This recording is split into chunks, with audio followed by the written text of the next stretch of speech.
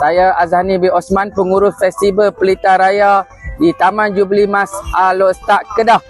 Pelita Gergasi ni kita ilham pada tahun 2023. Masa tu kita buat event untuk bunga tulip.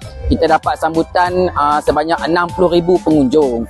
Lepas tu kita nak buat Pelita Gergasi ni supaya orang awam, orang Malaysia ni boleh datang, boleh tengok sesuatu yang lain, sesuatu yang lebih besar.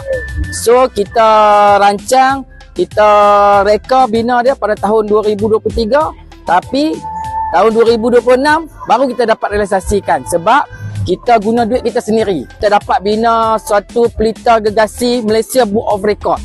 Okey, kita cadangkan kepada Malaysia Book of Record pelita yang boleh menyala. Kan, yang dekat KLCC hanyalah pelita replika menggunakan LED. Pelita-pelita yang dekat supermarket tu cumalah replika semata-mata.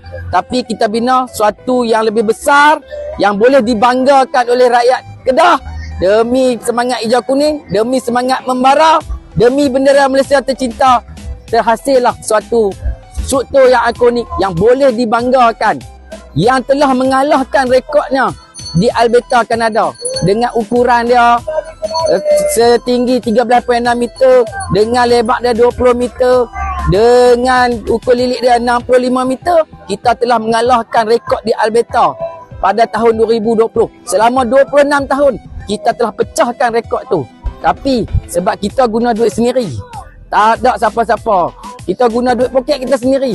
So kalau kita nak masuk dalam Guinness World Record, kita tak mampu sebab Guinness World Record kena bayar pakai pound sterling.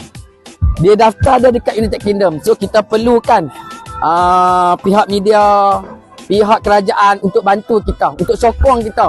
Barulah impian kita untuk merealisasikan impian di dalam Guinness World Record untuk menjadikan pelita ini adalah pelita terbesar di dunia.